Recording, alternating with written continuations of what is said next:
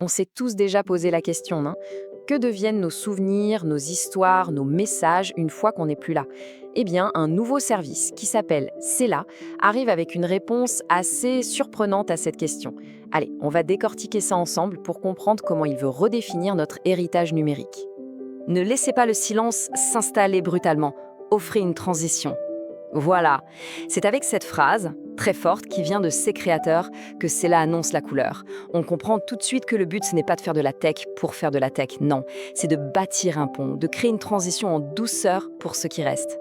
C'est une approche profondément humaine. Alors, c'est parti pour la première section. On va voir le concept de base. Qu'est-ce que c'est là et c'est de faire concrètement avec cette nouvelle idée d'héritage? Et là, attention, c'est une distinction qui est cruciale. C'est là, mais les points sur les i tout de suite. Le but, ce n'est pas de créer un fantôme numérique pour tromper les vivants. On oublie l'idée d'une imitation un peu troublante qui pourrait empêcher de faire son deuil. Non, ici, on parle d'un sanctuaire, un espace sécurisé pour les souvenirs, qui est là pour accompagner, pas pour simuler. Bon, ok, mais en pratique, comment ça marche? Comment est-ce qu'on construit ce fameux sanctuaire de son vivant? C'est ce qu'on va voir maintenant. L'approche est vraiment intéressante. Fini les formulaires à rallonge. Ici, on discute, tout simplement, avec une intelligence artificielle. Et pas n'importe laquelle, puisqu'il s'agit de la technologie française Mistral AI. Ce qui est fort, c'est que cette IA est capable de piger les nuances, et surtout de bien tout compartimenter. Un souvenir destiné à un ami restera complètement séparé de celui destiné à un membre de la famille. La confidentialité est absolue. Donc en gros, le processus se fait en 3 temps. D'abord, la conversation, tout naturellement. Ensuite, en coulisses, l'IA fait tout le travail de tri et d'organisation. Et à la fin, on a le résultat. Des dossiers personnels, bien scellés, chacun avec un contenu unique pour une personne spécifique. Ok, les souvenirs sont créés, mais la question cruciale, c'est comment sont-ils protégés? On aborde maintenant un point absolument central, la sécurité et la confidentialité, ce que Cella appelle son sceau inviolable. Et là-dessus, l'engagement est sans équivoque. Tout repose sur une infrastructure européenne avec des données hébergées en France chez OVH Cloud. Ce n'est pas un détail, c'est un vrai choix stratégique pour garantir ce qu'on appelle la souveraineté des données. Et là, on rentre dans le technique, mais c'est essentiel à comprendre. Ils utilisent ce qu'on appelle le chiffrement zero knowledge. Ça veut dire quoi?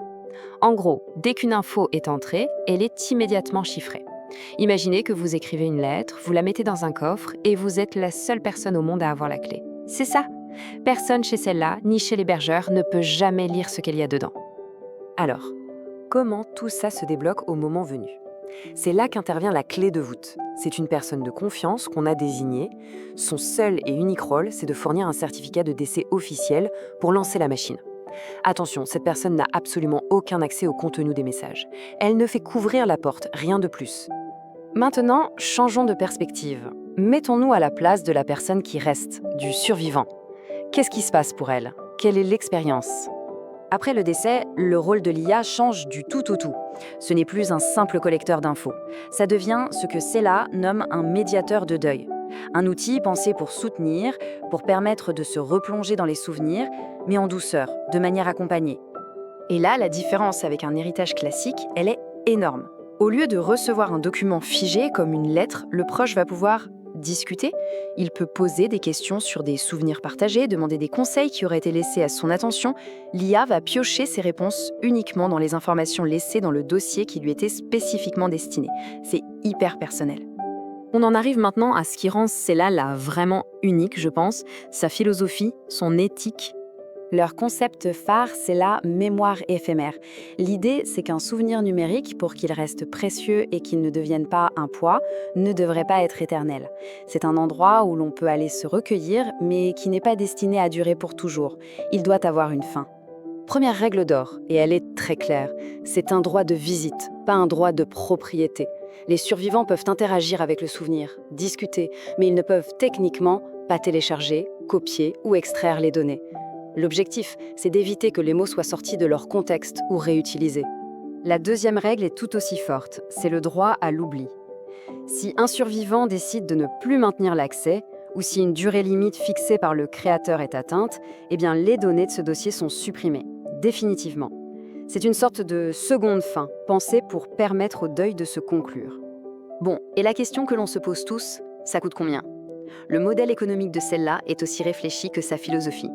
Le modèle est basé sur une responsabilité partagée et c'est très intéressant.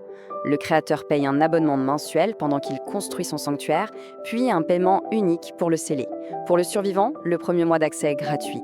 Ensuite, s'il souhaite maintenir l'accès, c'est son choix, via un petit abonnement de maintenance. On paie pour entretenir le lien, pas par obligation. Pour les personnes intéressées avant même le lancement officiel, il y a une offre fondateur. Pour 1 euro, qui soutient directement le développement, on obtient une place prioritaire pour les tests et une réduction de 20% sur le coût final du scellement. Et cet euro est bien sûr déduit du prix total. Et on va finir là-dessus avec cette question qui résume vraiment toute la philosophie de ce projet. Cela nous propose un outil pour prolonger la parole, pour offrir une transition, tout en affirmant que pour qu'un souvenir reste précieux, il doit peut-être, lui aussi, connaître une fin. Une idée qui invite à la réflexion.